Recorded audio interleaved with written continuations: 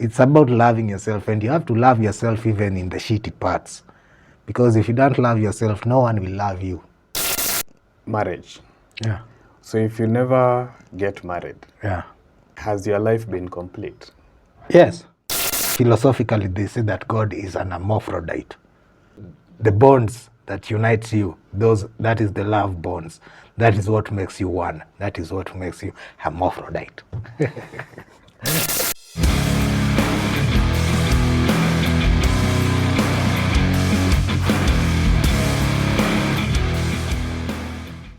Have you read the Songs of Solomon? A long time ago. Yeah. It's a poem about love. And it's a poem about the soul and the creator, the soul and God.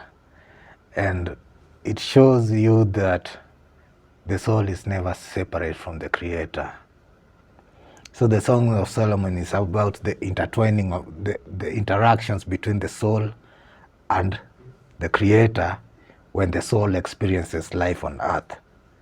So it shows, this poem is about, is to show that we are never separate from our love. Whether we think that they're out there or anything, same way we are not, the soul is not separate from God, is the same way we are not separate from the love of our lives. That's why I say here, if I write you this poem, even if you are not here with me, I know that you are, and we haven't met. So she's there, even if I don't know her. I know she's there. And that's the essence of faith. Being totally whole with your essence and knowing there's no separation anywhere. Yeah, that's the essence of the book of Songs of Solomon. It's an alchemical book, by the way, because it takes you through the agonies we go through life before we realize that God is with us. Then you realize that God is with you and you walk through the wilderness with God. And after the wilderness is when you come out of the wilderness leaning on your beloved, which means the soul is leaning on the creator. So like the Israelites when they came out of Egypt, there's Egypt where there's agony, there's the wilderness, you understand? And after the wilderness, there's the land of Canaan, and in the land of Canaan there's conquering. You understand? So all these are processes that we go through in life with God, and they're explained in the book of Songs of Solomon. Until you reach and settle in the land of Canaan and you be victorious, that's when you have reached heaven. You have reached the alchemical marriage in alchemy, where you have united the opposites, the spirit and matter, the good, the light and dark, the good and the bad. They have been united and they move as one. Yeah, so that's the essence of this poem. You make love in whatever shape or form sound like hardship. You have to love yourself. You know, people are going through hardship and people are looking for ideals instead of embracing the moment, because that moment is what they are going through in life. So you shouldn't be running away from your reality just because there is an ideal presented by someone else outside you. No, be present with your reality and know that your creator is with you in that reality, even if it's hard, because hardship is part of life and hardship is not forever. You go through hardship so that you learn who you are, so that you be able to move with more clarity in future without that hardship. You understand? So embrace the hardship. It's not, it's about loving yourself, and you have to love yourself even in the shitty parts. Because if you don't love yourself, no one will love you for yourself. You'll be looking for love in people and outside you, and you don't love yourself, you'll be treating people badly because you don't love yourself and you don't understand why people don't love you. So if you love yourself first is when you'll understand that I can treat myself better, and when you treat yourself better, you'll be treating people better, and you'll find love. That's the process of hardship. You have to love that hardship too. Yeah. You've said hardship helps you learn. Yeah. What's the point of learning? You are a being. You have to know yourself. That's the point of learning. You are a being. You have to know what pertains to being. You have to know how to be. And to me, what has taught me how to be in a long time is my experiences.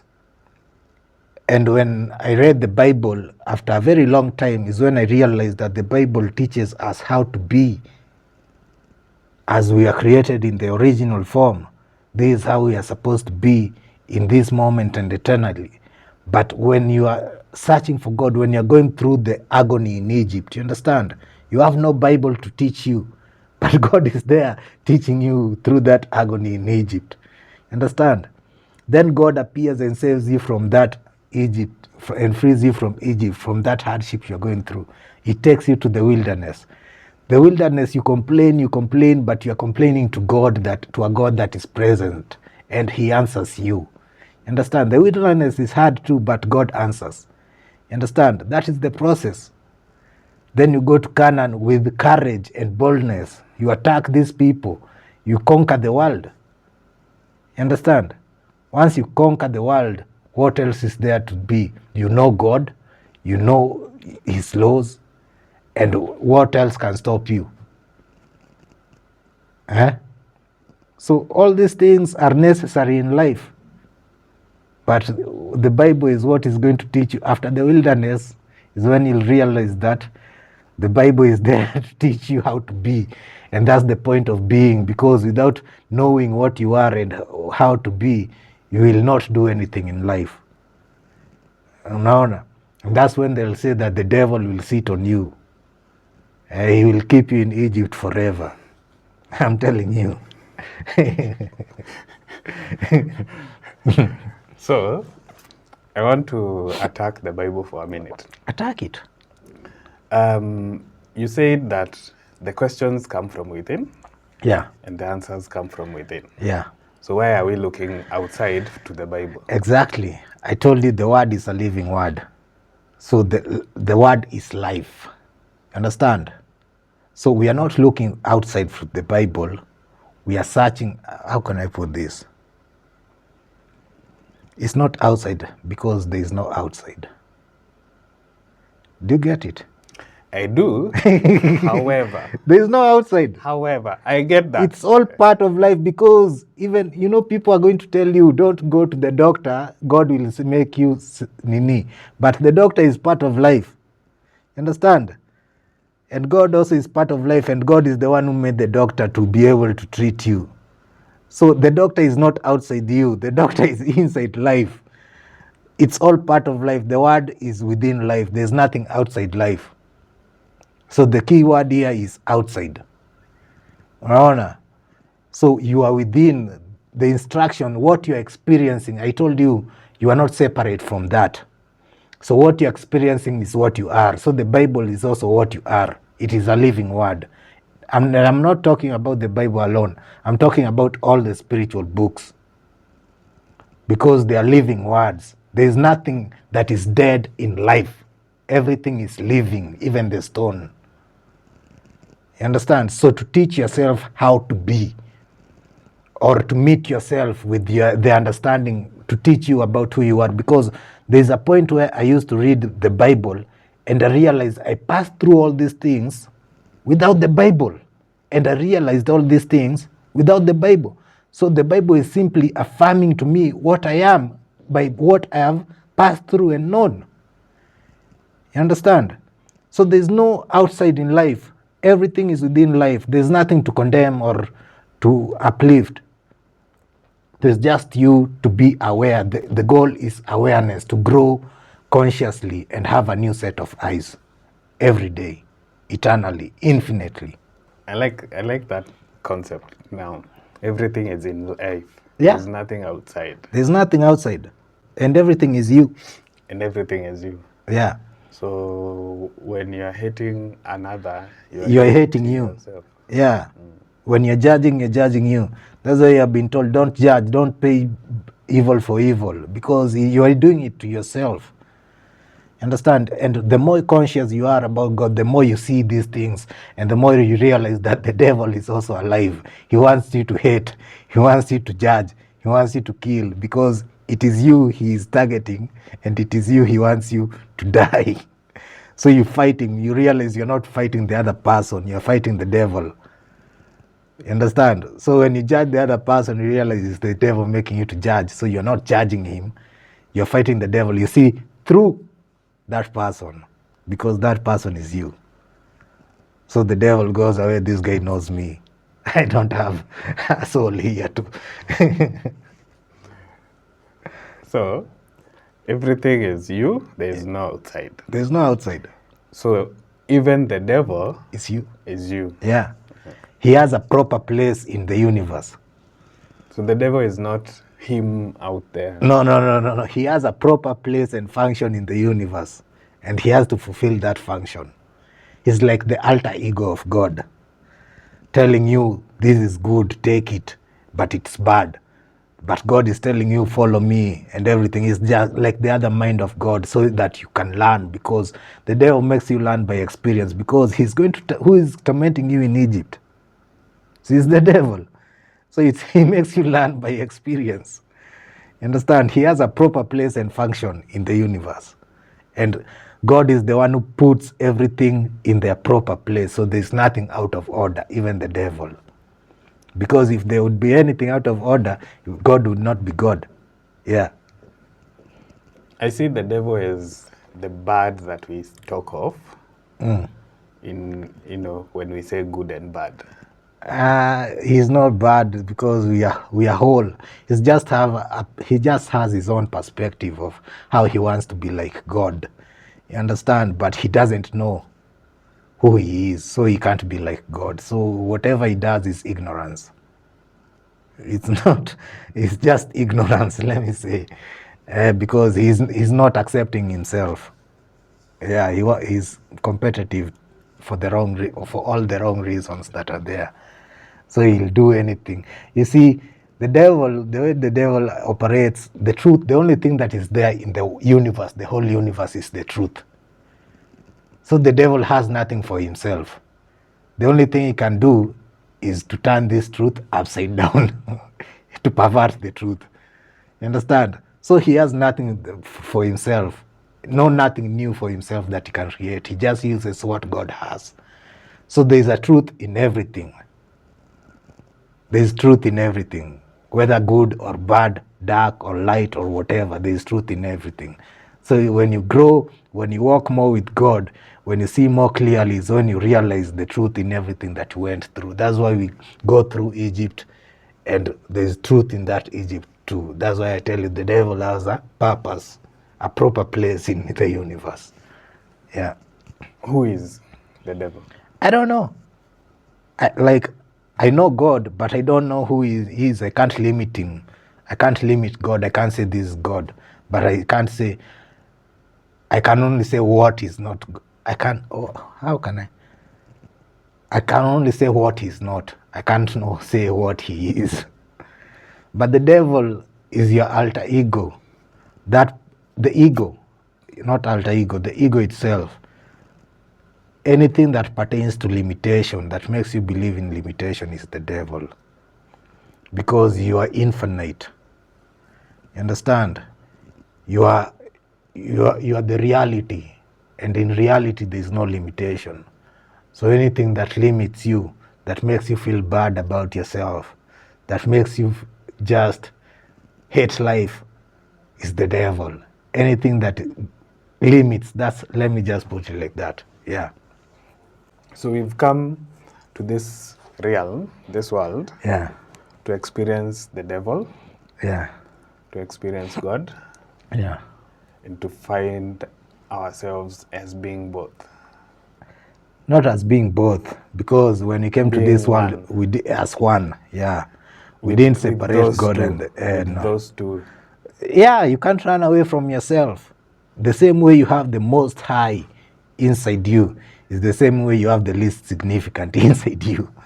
So you can't run away from them. So that spectrum of highness, of depth and height, both is within you. The abyss and the heavens are within you.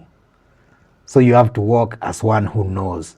And you can only know from one who knows, and that is your creator, and that is God. That's how you can walk. You walk as one who knows. And the only way to know is to know God. Because the devil can't teach you. The devil relies on your ignorance for him to thrive. Because the devil is God's ignorance, and God knows his ignorance. So the only way you can know your ignorance is by knowing God, so that you know the devil. Yeah. Let's go back to love. Love. Yeah. Yeah. You said she, even if she's far, Yeah. or not here, Yeah. she's still here. Yeah. And I want to throw in a very controversial thing. Yeah. What if she is not a she? How? They are a- opposites. She is a he. No, they are opposites. The universe is made of opposites that attract. I don't know how it came to be that he and he attract and she attract. I'm not for that. I can't understand it and I can't explain it. It's just too wrong for me. I'm not going to sugarcoat it, but I don't hate. It's just not for me to understand it like that. Yeah. Have there been she's that you've found that fit that description? I'm still waiting Yeah. because I'm not with her right now. So I'm walking the path to find her. If she would have been in the past and she left, then how can she be the one? She is eternal. That's the point. What if, let me throw in another what if. What if she's not eternal, in the sense, you see how life is seasons, Yeah. ebbs and flows. Yeah. What if she's for one season and her job is done? There are those too. They teach you and they learn and you learn. But they teach you for the one who will stay. And if you don't find the one who will stay, that's cool too. It's all up to God's will. Me, I can't say anything about that. But they teach you for that who will stay. Yeah. Nothing is not a lesson in life. Yeah. So that's what I'm saying. What if she's not meant to stay? Like, by the very design, she's meant to be for seasons. I don't get it. Even if she comes for seasons, let me put it like this. We are here to thrive as human beings. Understand? And the institution of marriage, to me as a Christian, is blessed by the word. And I go by the Christian narrative of marriage and how man should live with a wife and everything. Understand? So seasonally, I can't take that as ultimate. Because the ultimate in Christian way is the one who stays till death. And death, since there's no death to me as a woke individual, it's eternal.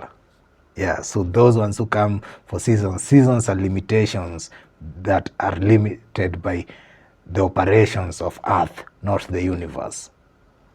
The universe is eternal and that's it. You are created with the opposite in the beginning.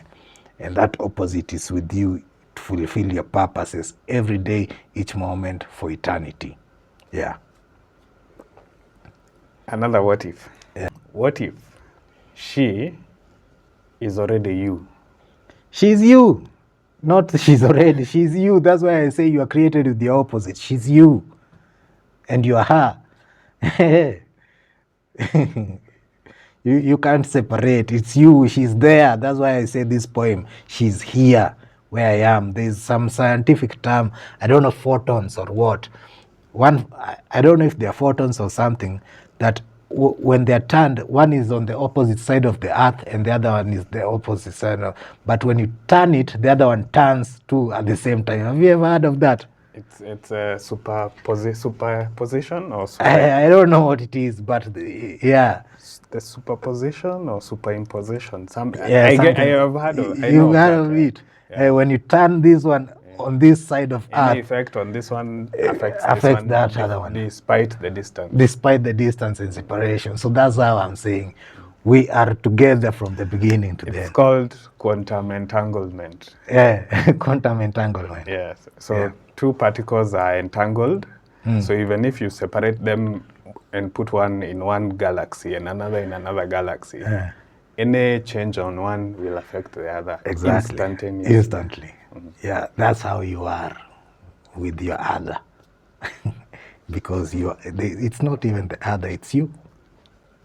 Let me interpret that in another way. Interpret it.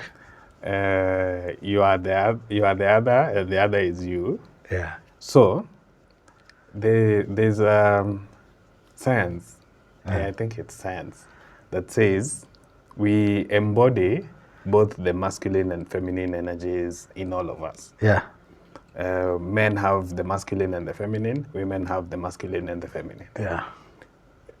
So that takes me back to what I was saying. What if she is you? Because See, you are embodying the masculine and the see, feminine. what I'm saying, she's you. She's your feminine. It's like there's this thing. She's your feminine. She completes you. As in, right now I can say she completes you, but you are complete because she's there. You can't separate yourself from her. It's not possible. So you are her. It's hard to understand, but you are her. Okay, I'm getting where we are getting. I'm losing you. Okay. When I say masculine and feminine, we embody both. She's your feminine side. You embody and both. you whatever happens to her affects you. Whatever happens to you affects her. So you are the male opposite of her female part. Understand? You embody both. They say that God philosophically they say that God is an hermaphrodite. Understand? So in that sense that she is there and you are here, you are an hermaphrodite yourself because you have both sexes. You understand? So you are the same thing. That's your complete creation. That's your being. Yeah, you are that. You are a hermaphrodite. Okay, that throws me off a bit. We'll come back to that. So, let me look at it energetically. I don't know if it's energetically that concept of we embody both the masculine and the feminine, and women embody both masculine and feminine. So, me saying she is you, what I want to mean is that she is actually not out there the way we conceptualize out there. Like you have to meet her. Oh, that you're already yes. The composition of both Of male and both, yes. no, that's not the way. That's not the way I see it. I see it in the hermaphrodite way. Like she's there, she completes your being, but as much as you're separate, you're one. Because it's written, the hermaphroditism comes when you're married, male and female. You're one being. You have both. You're one being, so you're an hermaphrodite like that.